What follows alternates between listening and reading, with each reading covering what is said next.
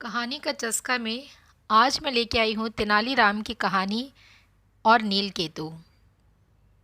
एक बार राजा कृष्णदेव राय के दरबार में नीलकेतु नाम का एक व्यक्ति आया। नीलकेतु काफ़ी दुबला पतला व्यक्ति था।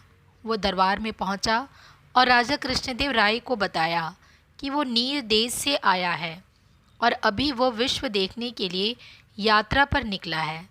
उसने राजा को यह भी बताया कि सभी जगह घूमने के बाद वो राजा के दरबार में पहुंचा है। यह सुनकर राजा कृष्णदेव राय काफ़ी खुश हुए। फिर राजा ने उसका स्वागत विशेष मेहमान के रूप में किया। राजा द्वारा दिए गए सम्मान और सत्कार को देखकर नीलकेतु काफ़ी खुश हुआ।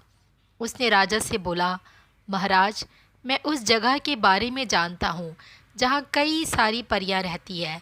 मैं अपने जादू से उन्हें बुला भी सकता हूँ। यह सुनकर राजा कृष्णदेव राय काफ़ी खुश हुए और बोले, अच्छा, तो इसके लिए मुझे क्या करना होगा? यह सुनकर नीलकेतु ने राजा को रात में तालाब के पास आने को कहा और बोला कि वो परियों को मनोरंजन और नृत्य के लिए बुला सकता है। यह सुनकर राजा ने नीलकेतु की बात मान ली। फिर जैसे ही रात हुई, राजा अपने घोड़े पर बैठकर तालाब की ओर चल दिए। राजा जैसे ही तालाब के पास पहुँचे तो वहाँ पास ही में एक किले के सामने नीलकेतु राजा का इंतज़ार कर रहा था।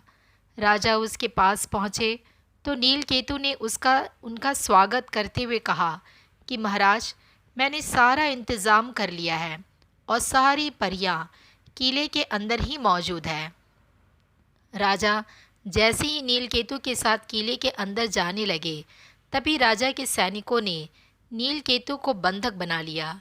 यह देख राजा हैरान रह गए। उन्होंने पूछा, यह सब क्या हो रहा है? तुम सबने इसे बंधक क्यों बना लिया है? उसी वक्त किले के अंदर से तेनालीराम बाहर आए और उन्होंने कहा, महाराज, मैं बताता हूँ कि क्या हो रहा है। तेनाली ने बताना शुरू किया।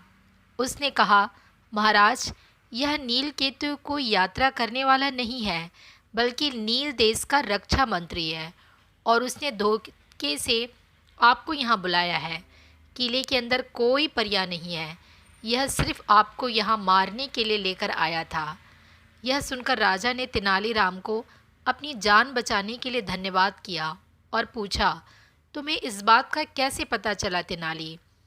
फिर तेनाली ने कहा कि महाराज, पहले दिन ही जब वो दरबार में आया था, उसी दिन मुझे इस पर शक हो गया था। उसके बाद मैंने इसके पीछे अपने साथियों को जासूसी के लिए लगा दिया था, जिसने मुझे पता चला कि यह आपको मारने की योजना बना रहा था। तेनालीराम की सूझबूझ के लिए राजा कृष्णदेव राय ने उन्हें धन्यवाद दिया। इस कहानी से हमें यह सीख मिलती है कि किसी भी नए व्यक्ति पर पूरी तरह आंख बूंद कर भरोसा नहीं करना चाहिए। वह आपको धोखा भी दे सकता है। इसलिए हमेशा अपरिचित व्यक्ति की परखने के बाद ही उसकी बात का विश्वास करना चाहिए। फिर मिलूंगी आपसे एक नई कहानी के साथ। ऐसी ही और कहानी सुनने के लिए इस चैनल को सब्सक्राइब करना ना भूलें। अपना मैसेज ज़रूर लिखें। फिर मिलेंगे, तब तक के लिए बाय बाय।